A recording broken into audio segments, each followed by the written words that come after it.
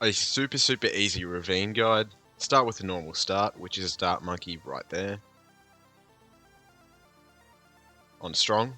Second dart monkey goes below the sword right there. Its range should go through the three corners of those two posts. Leave that one on last. Final dart monkey goes right there. Pause the video, look at the placements, make sure you get them right. There is no RNG on this start as long as you get the placements correct. So if you lose early on, it's because you placed your towers wrong. At the end of round 6, you want to spam that sword 20 times before the start of round 7.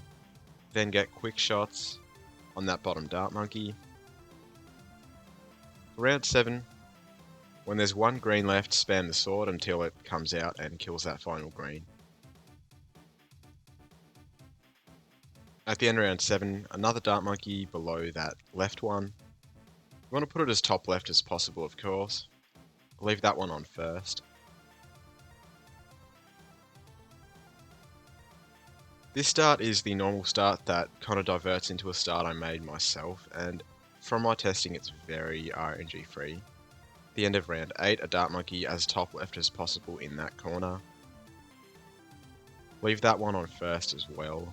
It doesn't really matter what you target it to, but just leave it to first for parity and you'll be fine. At the end of round 9, get quick shots on that dart monkey. And for round 10, all you need to do is just get very quick shots on that same dart monkey as soon as possible, because we need it to beat that final rush of blues at the end of round 10.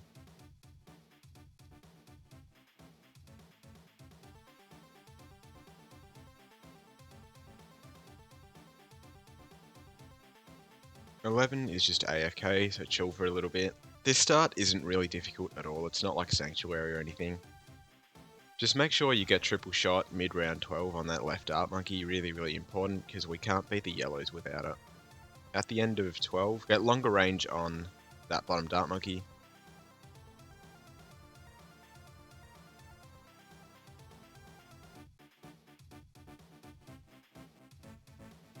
At the end of 13, a dart monkey right there, as right as possible.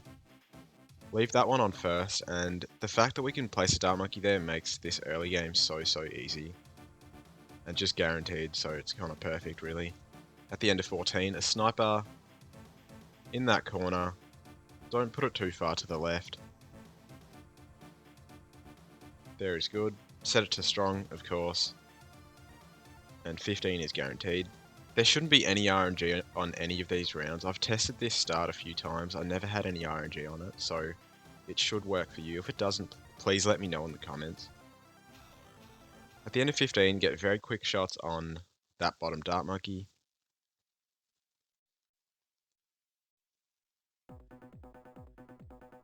Triple shot at the end of 17, because 18 has a rush of greens at the end that we can't beat without triple shot.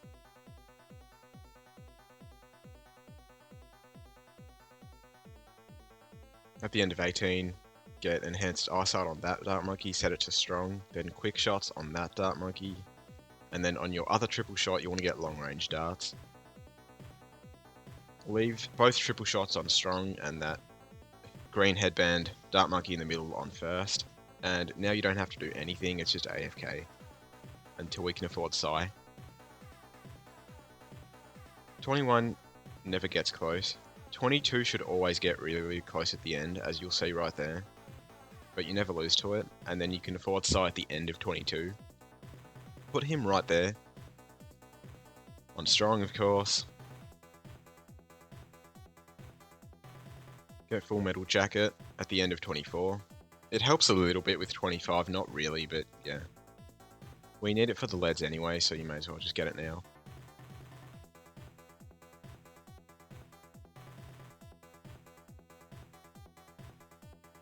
At the end of 26, a druid in that corner as high as possible. Set it to last and give it Thorn Swarm. And it's going to do a lot of good work for 27 and just make that round a lot easier. Also set your bottom triple shot to first before 27 starts, just to prevent some RNG. At the end of 30, get Draw to the Jungle. Then Hardthorns mid 31. And now that we have a Druid of the Jungle, we're kind of super set. Get Enhanced Eyesight before the start of 32 on that left triple shot.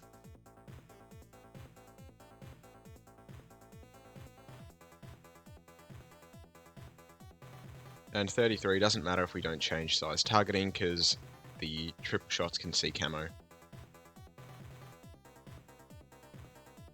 At the end of 33 we have just enough money to buy a Spectre right there, as close to that Dark Monkey as possible.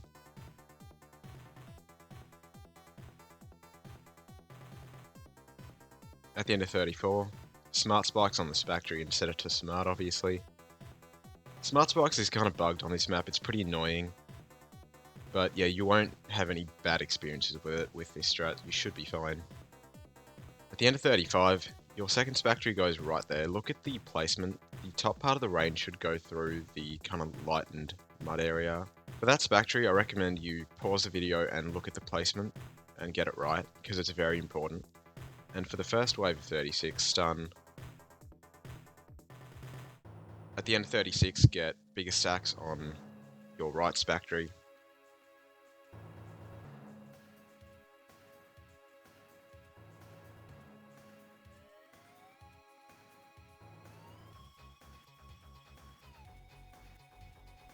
Then bigger stacks on your left Spectre before 38.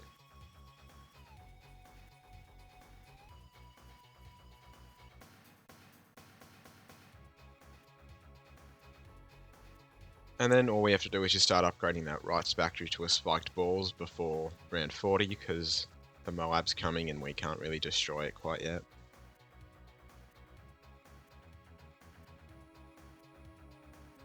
At the end of 39, spiked balls on that Spectre. And then just stun the Moab on 40.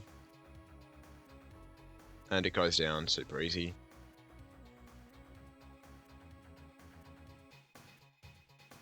At the end of 41, you want to get a village about there so that when you give it bigger radius, it has that right Spectre in its range. That's really important.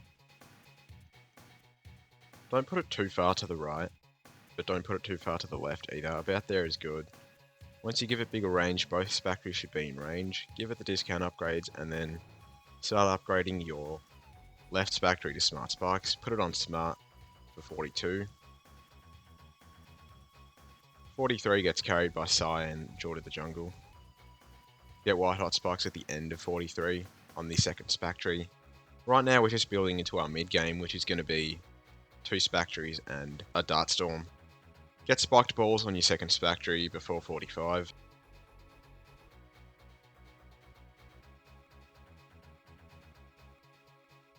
For 47, what you want to do is get Jungle Drums on the village, then get an Elk next to your right Spectre. Bottom right is good. Upgrade it to 300 Berserker Brew. And it should instantly give that Spectre the Berserker Brew. It will always do that, it's consistent every time, so don't worry about it. Get Perishing Potions at the end of 47, and then get your second Elk for your other Spiked Balls. In village range, of course. Right there is good. Try and put it level with the Spiked Balls, it just makes the ace placement easier. Upgrade that to an AMD. Don't worry, this run is not AMD RNG dependent. I would never make a run like that.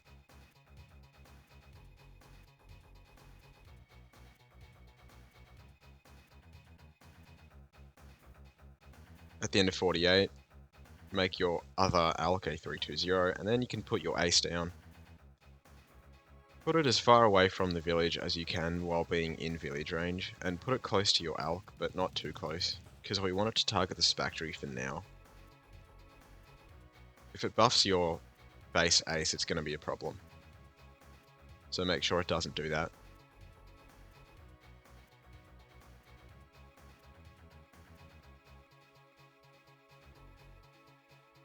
Before 50, upgrade that ace to a 302 fighter plane with centered path. And you can stun the Moab if you want. If you're feeling unlucky, go for it, but you don't have to, as you see. Sai just catches the insides every time, so it doesn't really matter. Get Dartstorm at the end of 50. And this is pretty much our mid-game setup.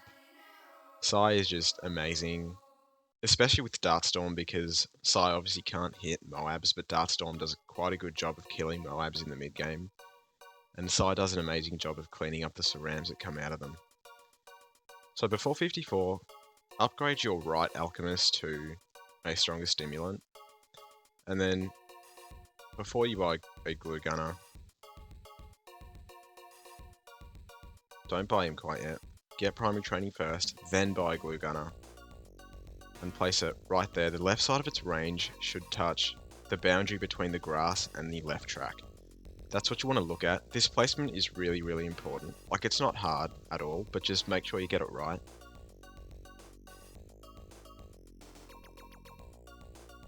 Just begin upgrading your glue to a 410.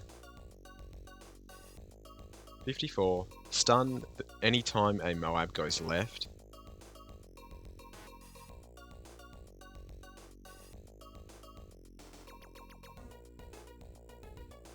Get Liquefy mid 58. Then Splatter as well. We don't actually need Splatter for any rounds except 63. Yeah, and just watch Psy cook all the Cerams that come out of the Moabs. It's beautiful. He's just too good. One of the best heroes in the entire game. So, so powerful. Round 60, you don't have to do anything. You don't actually have to stun the BFB, but you can if you want. I did. But as you see, we have a lot of spiked balls left, so it doesn't really matter. You don't actually have to. But yeah, just do it for parity.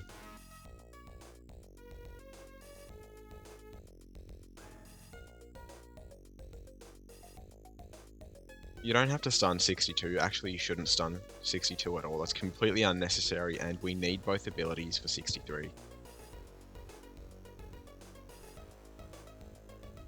For 63, stun the first wave of Cerams with Psy's first ability. Then Scream the second wave.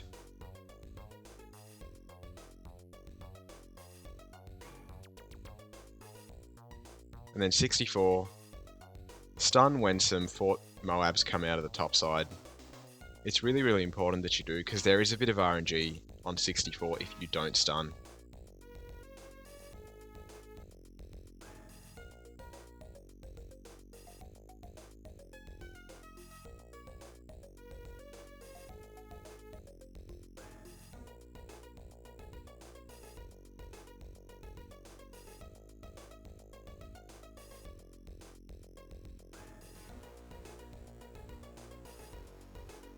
For 72, you want to use Psy's first ability whenever a BFB goes left. It's okay if two of them end up going left, that's like RNG, but it doesn't really matter, you'll be fine. Just stun whenever the first one goes left. At the end of 72, Solver, and it's Jova, because Solver is just so, so good.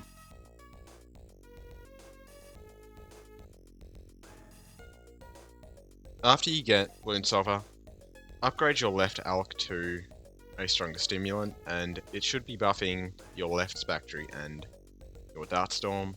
If you got the placements right, that's exactly what we want. It's going to let us save up to Sky Shredder, no problems.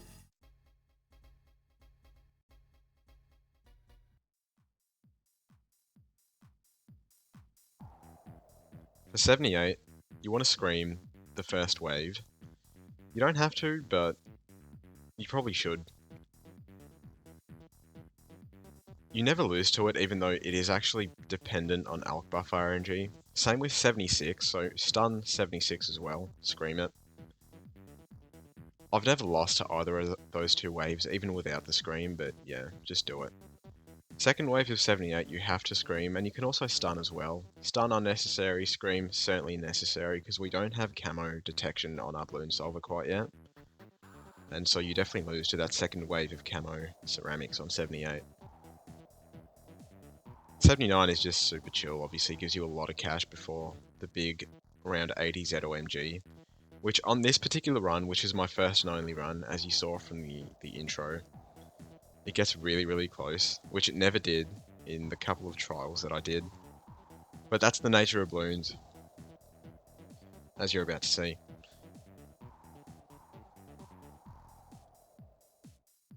Round 80, what you want to do is stun when the ZOMG is close to getting to the middle track. And what you're going to see is it gets really, really close because for some reason Dartstorm kept missing its missiles. But Solver clutched up because it's just so goated. But don't worry, for you it will not get that close. I don't know why it did. I literally just think it was Dartstorm completely just whiffing the missiles. In the 2 test runs I did, it was not nearly that close. So you should be completely fine. That's actually the closest round of the entire run. And that was just unlucky really, so yeah, no problems.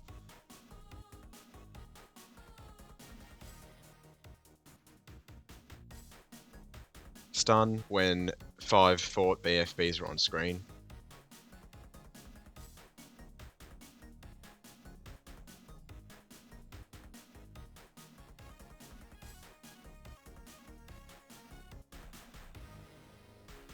'85 stun the first ZOMG when it's in size range. It just helps, you should definitely do it. Interestingly, 85, which is 2 ZOMGs, is much easier than 80, which is 1 ZOMG. But that's Ravine left side for ya. You don't have to scream on 85 at all. I just did that for no reason, like Solver just cooked. Get Shredder at the end of 85, of course, and yeah, it's Jover. I mean, this combo is just busted. After you get Shredder, you want to get a mortar in range of the village. Upgrade it to a 023 signal flare. Make sure you get rapid reload just to spite Dorio. And target it to the left track, to the top of the left track, because on 90 we have DDTs and we can't see camo.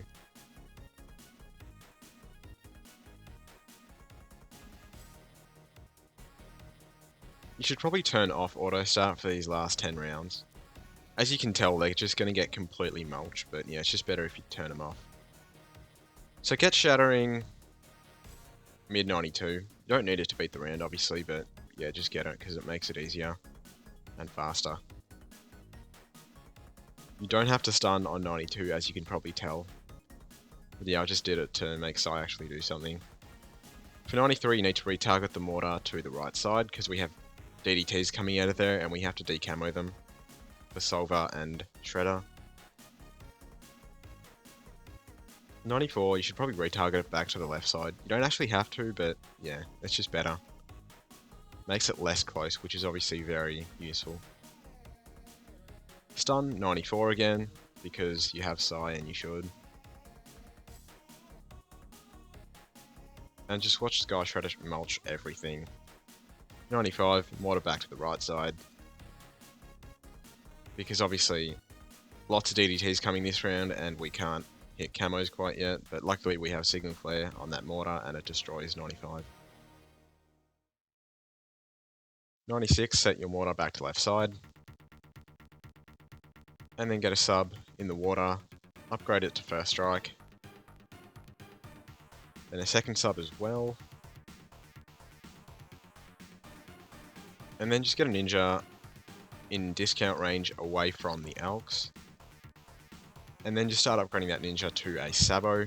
We only need this for 99, which is a bit unfortunate. You saw we didn't even need it for 95, but that's just the way it goes sometimes. 96 gets shredded by Shredder. Interestingly, unsurprisingly. Get Sabo at the end of 96. Upgrade your other sub to a 030, also at the end of 96. 97, don't use first strike, but stun that left ZOMG with size first ability. You don't actually have to, as you can probably tell, but yeah, I just did it because why not? So here's the hardest round in the game.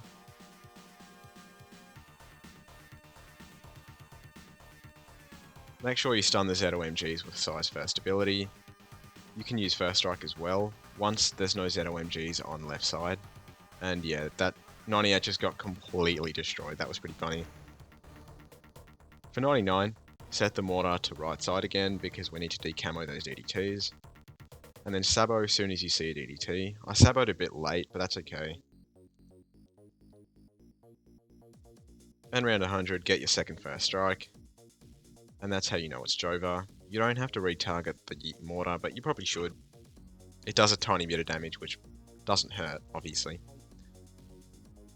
First strike off cooldown once. And then first strike again when the bad crosses that bottom right path. And yeah, super easy. Sky Shredder is just really, really good, and Solver is still OP. Please don't nerf Ninja Kiwi, I love you. Hope you enjoyed.